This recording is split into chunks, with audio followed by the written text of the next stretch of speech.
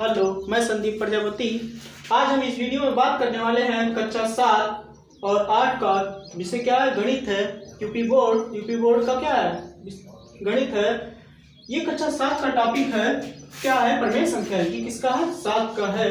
और जो ये नीचे लिखा गया प्रमेय संख्याओं पर संक्रियाएं, ये जो नीचे लिखा गया प्रमेय संख्याओं पर संक्रिया किसका है, कक्षा 8 का है। किसका है, 8 का। ठीक है, कक्षा 7 में भी प्रमेय संख्याएं हैं, प्रमेय संख्याओं के बारे में बात करनी है। कक्षा 8 में भी प्रमेय संख्याओं पर संक्रियाएं। जब तक हम नहीं जान पाएंगे प्रमेय संख्या क्या होता है, उस पर संक्रियाएं कैसे हम उसको जो भी क्वेश्चन होगा उसको कैसे सॉल्व कर सकते हैं, इसलिए हम एक ही वीडियो कक्षा 7 और 8 का एक ही वीडियो बता देते प्रमेय संख्या क्या होता है, प्रमेय संख्याओं पर संक्रियाएं। इसका अलग से इसका जब टॉपिक आएगा, अभ्यास आएगा, तो उसको अलग से बना देंगे और प्रमेय संख्याओं पर संक्रियाएं जो भी इसमें क्वेश्चन होगा उसको अलग से बता देंगे। ठीक है, तो कक्षा 7 और 8 दोनों में प्रमेय संख्या है। ठीक है, तो बात करते हैं प्रमेय संख्या होती क्या है या फिर प्रमेय संख्या किसे कहते हैं। ठीक, तो देखा प्रमेय संख्या किसे कहते हैं।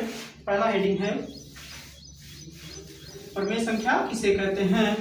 वे संख्याएं जो p/q के रूप में लिखी जा सके। वे संख्याएं जो p/q के रूप में क्या हो, लिखी जा सके, उसे क्या कहते हैं, प्रमेय संख्या कहते हैं। ठीक, लेकिन कंडीशन क्या होता है, जैसे वे संख्याएं, प्रमेय संख्या की बात कर रहे हैं, वे संख्याएं जो p/q के रूप में लिखी जा सके, प्रमेय संख्या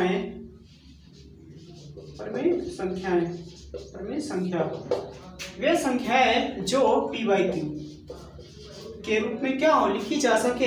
लेकिन कंडीशन क्या है इसमें, पहला है q नॉट इक्वल 0, मतलब जो ये नीचे है ऊपर। पहले और एक बात और कर लेते, ऊपर वाला क्या होता है, अंश होता है, नीचे वाला क्या होता है, हर।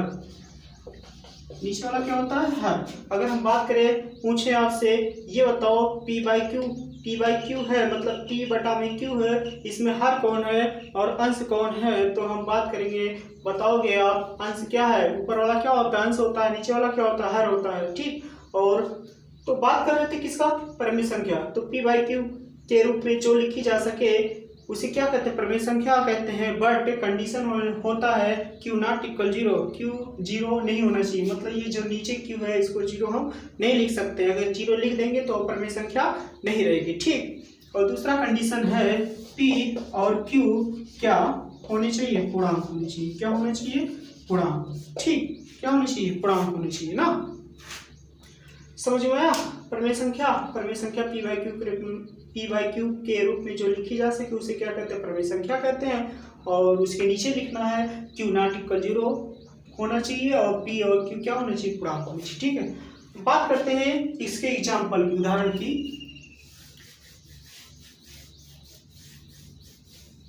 देखना, पहला है एग्जाम्पल लिए हम 1/2।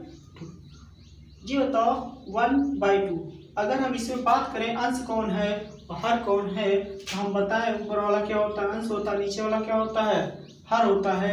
मतलब ये हो जाएगा अंश बटे में हर। अंश कितना है, 1 है, हर कितना है, अंश कितना, 1 है, हर कितना है, 2 है। ठीक है, और इसी को p/q के रूप में लिखा गया। इसका मतलब ये 1/2 क्या, मतलब 1/2 क्या है, वो प्रमेय संख्या है। और यहाँ पर देखना कंडीशन फॉलो कर रहा है क्या, q नॉट इक्वल 0, q क्या 0 है, नहीं है। अगर ये q अगर यही q 0 के बराबर हो जाएगा कि ये, तब ये बताओ, ये 1/2 जो लिखा है, 1/2 लिखा, वो प्रमेय संख्या रहेगी, नहीं रहेगी। तो q नॉट इक्वल 0 है, इसका मतलब 1/2 क्या है, मतलब 1/2 क्या है, एक प्रमेय संख्या है। ठीक, अगला देखना, मान लो दूसरे एग्जाम्पल में कह दिए हम, मान लो कितना दे दिया, 8 दे दिया, कितना, 8 से आपसे पूछा 8 ये बताओ प्रमेय संख्या है या नहीं। ठीक, तो इसको हम 8 लिखा है, कोई भी नंबर लिखा हो, अगर उसके नीचे हर कुछ भी ना हो तो हर कितना माना जाता है, 1 माना जाता है। मतलब 8 को हम लिख सकते हैं 8/1। अब ये देखो p/q के फॉर्म जैसा हो गया, इसका मतलब 8 भी क्या है, एक प्रमेय संख्या है। क्या है, प्रमेय संख्या है। क्या है, प्रमेय संख्या है ना, प्रमेय संख्या है। ठीक, तीसरा एग्जांपल देखते हैं। तीसरे एग्जाम्पल में अगर हम बात करें अंडर रूट मान लो कितना दिया है 16, अंडर रूट कितना दिया है 16, अंडर रूट कितना दिया है 16। अब ये बताओ हमको अंडर रूट 16 पूछेगा क्वेश्चन, अंडर रूट 16 क्या है, परिमेय संख्या है या फिर अपरिमेय संख्या है, कौन सी संख्या है परिमेय, अंडर रूट 16 अंडर रूट 16 परिमेय संख्या है कि नहीं है। तो ये बताओ हम अंडर रूट 16 को हम कितना लिख सकते हैं, अंडर रूट 16 को हम कितना लिख सकते हैं, 4 लिख सकते हैं, 4 लिख दिया ना। अब ये बताओ ये जो 4 है, जहाँ पर अभी ऊपर हमने बताया अगर हर में कुछ ना हो तो कितना माना जाता है, 1 माना जाता है, 1 माना जाता है, तो हर में इसकी कितना मान लो सर आप, इसको हम लिख सकते हैं इज इक्वल 4/1, कितना लिख सकते हैं 4/1, 4/1 लिख सकते हैं। जहाँ कुछ नहीं हर में माना जाता वहाँ कितना होता है 1 होता। अब ये किस फॉर्म जैसा हो गया, p/q के जैसा हो गया। इसका मतलब ये जो हम माने थे इधर अंडर रूट 16 ये क्या होगा, एक परिमेय संख्या होगा, क्या होगा, एक परिमेय संख्या हो गया, परिमेय संख्या, ठीक। मतलब अंडर रूट 16 भी क्या परिमेय संख्या, 8 भी क्या है परिमेय संख्या है, 1/2 तो वो तो ऑलरेडी है।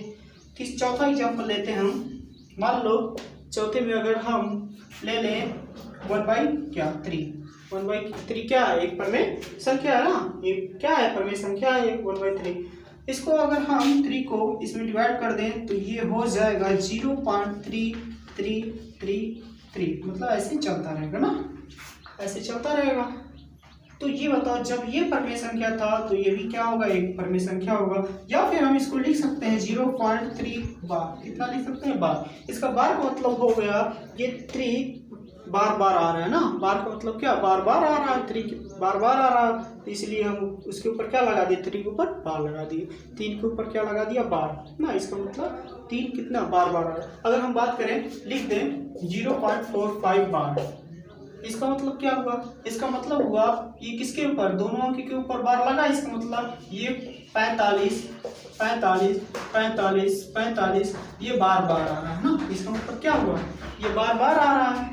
इसका यही हुआ जितना जितना अंक रहेगा अगर उसके ऊपर बार लगा रहेगा, इसका मतलब वो क्या बार बार आ रहा है। फिर से देखना, जैसे एग्जाम्पल इधर लेते हैं हम, मान लो इधर ले लिया 3.456 बार ना, 3.4 मतलब 3.456 बार। इसका क्या मतलब हुआ, इसका मतलब हुआ 3.45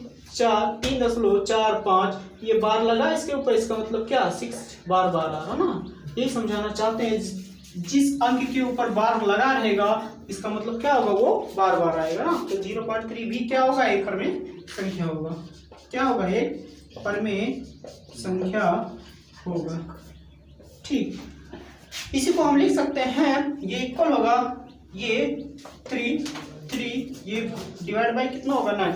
इसका मतलब हुआ ये जो बार लगा है, जितना अंक के ऊपर बार लगा रहेगा उतना हर में उतना 9 होगा, ठीक। ये कितना लिखा गया है, 3 के ऊपर कितना बार है, मतलब 3 है, इसके ऊपर मतलब एक अंक है 3 है, इसके ऊपर बार लगा है तो कितना होगा, एक ही 9 होगा, ठीक। अगर हम बात करें जैसे इस अभी एग्जांपल लेते हैं 0.45 बार ना, इसका मतलब क्या हुआ, कितने अंक के पास बार लगा है, कितने अंक के ऊपर बार लगा है, 2 के। तो हम इसको लिख सकते हैं 4 मतलब 45 बटे में कितना 2 बार 9। अगर यहीं पर एक और लगा दें हम 3 कितना, तो 3 अंक के बाद है तो हम कितना लिखेंगे 3 9, ठीक। और यहाँ पर कितना होगा 3 4 5 डिवाइड बाई 99, ठीक है।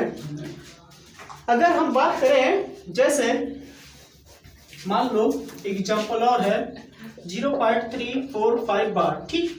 इसके ऊपर बार लगा, इसका मतलब क्या होगा, ये 5 के ऊपर बार लगा तो इसका मतलब क्या 5 बार बार आएगा, ठीक। 5 क्या आएगा, बार बार आएगा। इसका मतलब 3/9 में क्या होगा, एक परिमेय संख्या होगा, क्या होगा, परिमेय संख्या होगा, ठीक।